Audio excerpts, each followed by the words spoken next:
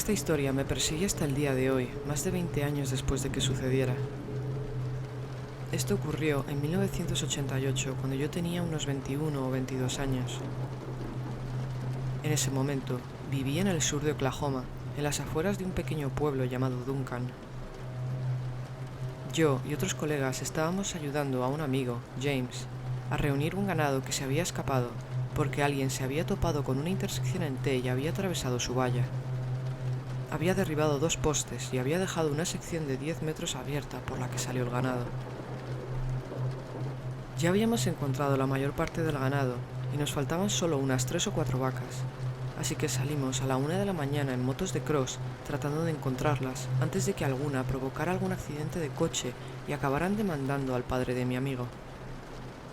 Mi amigo y yo fuimos en dirección este-oeste y los otros fueron en dirección norte-sur.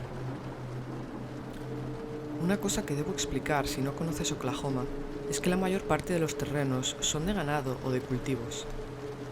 La mayor parte del terreno se divide en secciones de 1 milla, es decir, todos los caminos de tierra en el campo tienen dirección norte-sur o este-oeste y se cruzan en intervalos de 1 milla. Si te pierdes y preguntas a alguien para que te den direcciones en medio del campo, lo más probable es que te den instrucciones del estilo: ve 3 secciones de milla al norte y luego 2 secciones de milla al oeste. En el momento en el que ocurrió esto, la densidad de población en esta parte de Oklahoma era bastante baja y no había muchas casas. No sabíamos cuánto tiempo había estado el agujero en la valla. El padre de mi amigo solo revisó la valla porque le faltaba el ganado. La familia de James eran dueños de toda la sección de 1 milla entera y una buena parte de la sección de la milla contigua. El agujero en la valla estaba en el lado este de su tierra, en el lado más lejano a su casa. El padre revisaba la valla en busca de posibles agujeros semanalmente y la había revisado 2 días antes, por lo que el agujero no podría haber tenido más de 2 días de antigüedad. James y yo viajábamos por estos viejos y polvorientos caminos de tierra con focos de luz que funcionaban con baterías para iluminar las tierras a los 2 lados con la mayor amplitud posible. Nos parábamos en todos y cada uno de los pequeños puentes de madera que había y mirábamos para ver si había vacas abajo junto al agua. Nuestro plan era recorrer 10 millas y luego recorrer transversalmente una sección de milla y regresar 10 millas otra vez, hasta que hubiéramos recorrido un total de 10 millas cuadradas. Luego íbamos a hacerlo todo de nuevo, pero en los caminos norte-sur en lugar de los caminos este-oeste. Si tuviera que trazarlo en un mapa, sería una cuadrícula de 10 por 10. Llevábamos buscando desde algo antes de las 9 de la noche, justo cuando estaba oscureciendo, y ya habíamos recorrido 10 millas y unas 3 millas en transversal.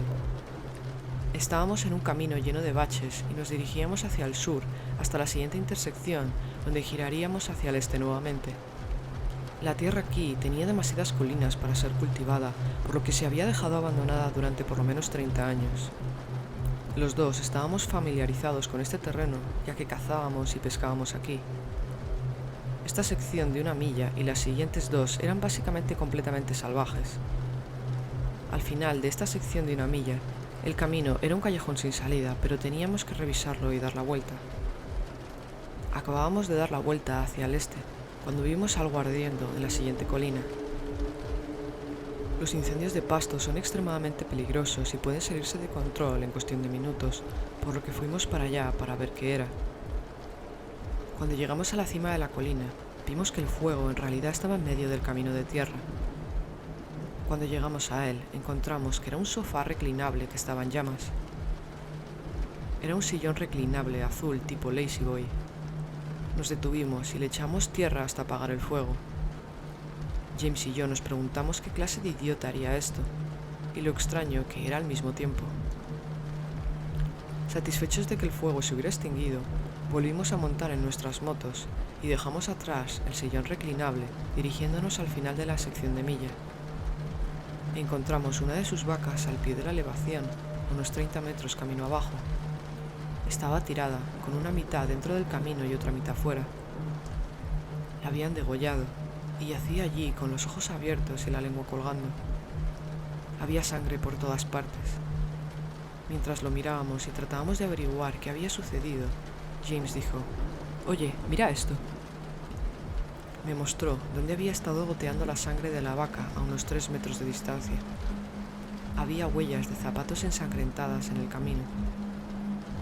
Era solo parte de una huella de zapato, pero se notaba que era una huella de una bota. Encontramos 2 más cuando buscamos más a fondo. En ese momento, los pelos de la nuca se me erizaron y de repente sentí frío. Miré a James y por su cara y sus ojos estaba claro que él también pensaba que algo malo estaba sucediendo. Pensamos en volver, pero sabíamos que nos echarían la bronca si no chequeábamos si había algo más. Finalmente, en vez de conducir, decidimos caminar con las motos el resto del camino hasta el final, que era un callejón sin salida, por si acaso hubiera algo allí. No queríamos que se escucharan los motores de nuestras motos. Estaba en la base de la última colina y comenzamos a subir por el otro lado. Mi corazón latía a 1000 por hora y tenía la boca seca como el algodón. Era casi imposible de tragar. Entonces noté que había blanco en el camino rodeando la valla.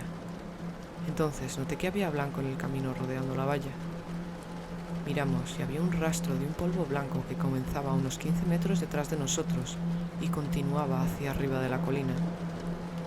Cogí un poco con las manos y lo toqué con la lengua. Parecía sal.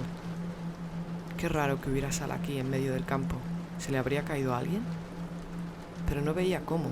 Era un rastro intermitente, en espacios uniformes, separados como 1 metro uno de otro. Mientras yo seguía con la mirada en el rastro de sal, James dijo de repente: «Hay otro incendio». Y fue en ese momento que pude olerlo.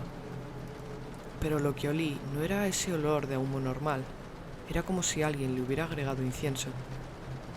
Le pregunté a James si podía oler eso y me dijo que sí. Le dije que no me gustaba nada lo que estaba pasando y que me daba igual quedar mal con su padre y sus hermanos. Teníamos que irnos de allí. James estaba de acuerdo conmigo, pero dijo que teníamos que ver qué estaba pasando y que se estaba quemando. Ambos hablábamos a susurros y ambos nos temblaba la voz del miedo. Comenzamos a subir la colina y yo pensaba con cada paso que íbamos a morir o algo peor. Cuando estábamos llegando a la cima, estaba petrificado del miedo y le empecé a hablar a James, pero él me hizo callar y me dijo que escuchara. Se podían oír voces.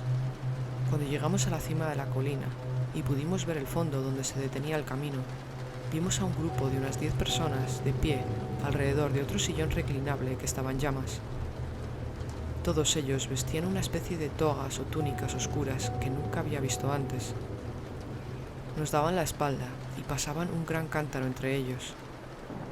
Desde nuestro punto de vista no podíamos ver bien lo que había dentro de la jarra, pero se podía ver claramente que era algo oscuro.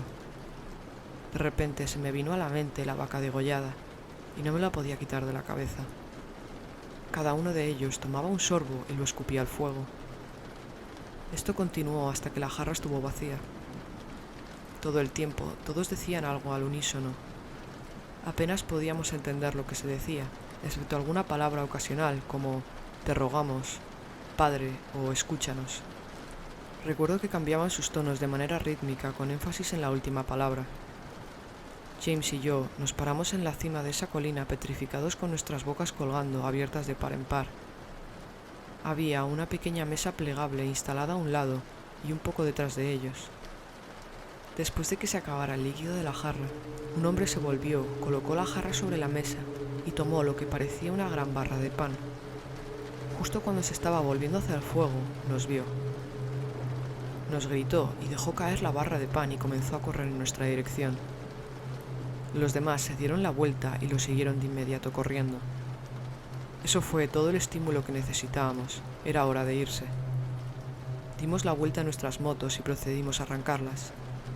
James arrancó su moto con una fuerte patada y salió, pero yo me las arreglé para perder el equilibrio y cuando di la patada para arrancar la moto cayó de lado conmigo.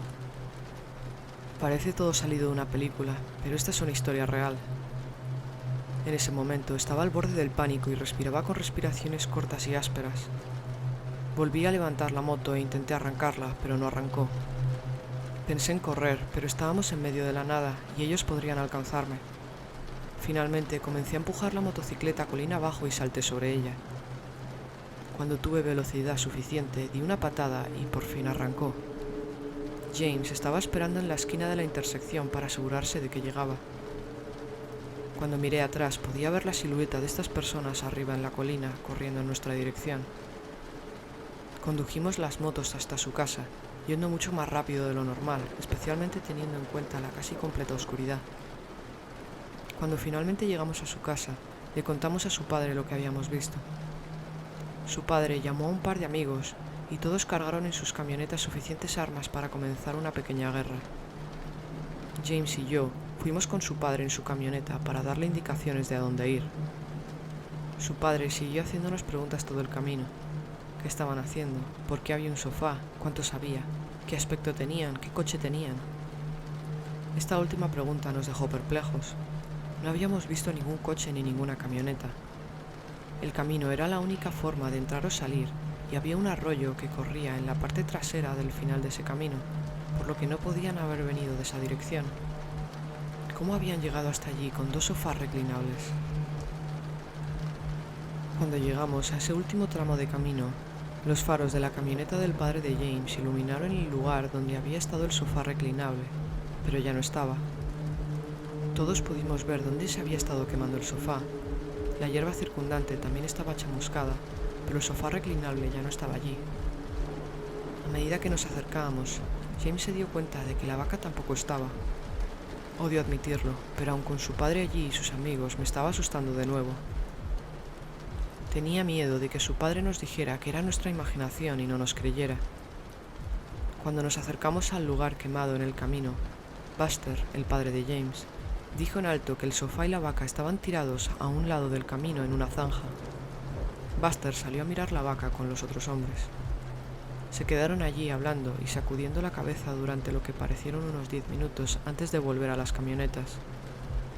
Continuamos hacia la colina.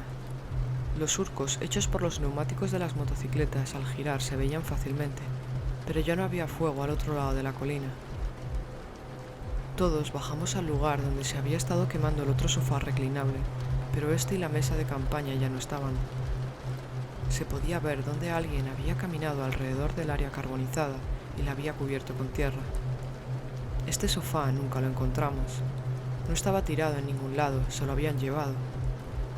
En ese momento, James se dio cuenta de que tampoco estaba el rastro de sal en el suelo. El padre de James llamó al sheriff del condado cuando llegamos a casa. Para entonces ya era de día, y cuando llegaron salimos de nuevo con el sheriff y un agente. Cuando volvimos a la carretera, el primer sillón reclinable y la vaca ya no estaban, se la habían llevado. Yo me quedé petrificado porque eso significaba que nos habían estado observando mientras habíamos ido la primera vez, y cuando nos fuimos aprovecharon para llevarse lo que quedaba. Aún así, se podía ver donde algo se había incendiado, y todavía había sangre en el camino y en la hierba. James les mostró también las huellas de las botas que habíamos visto. En la parte inferior de la colina todavía se podía ver el área carbonizada donde se había estado quemando el segundo sofá reclinable, y el agente encontró pequeñas marcas donde había estado la mesa. Al final del camino, se podía ver que la valla había sido empujada para que alguien pudiera pasar por encima. También se podía ver dónde se había pisoteado la hierba, lo que proporcionaba un sendero bastante fácil de seguir. Encontramos unas zapatillas de deporte de mujer al otro lado del arroyo. Se podía ver dónde alguien había trepado por la orilla al otro lado del arroyo. Seguimos el sendero todo el camino a través del campo hasta el siguiente camino de tierra. Una vez más, la valla estaba empujada para poder pasar por encima, pero esta vez había un trozo de material que parecía un pañuelo rojo atrapado en él. Había marcas en el camino donde 2 o 3 coches diferentes habían patinado sus ruedas cuando se fueron. Las otras 4 vacas fueron encontradas en la dirección opuesta a donde James y yo fuimos. El padre de James presentó una denuncia formal con la policía por la vaca perdida. Nunca encontraron los sofás reclinables ni la vaca degollada.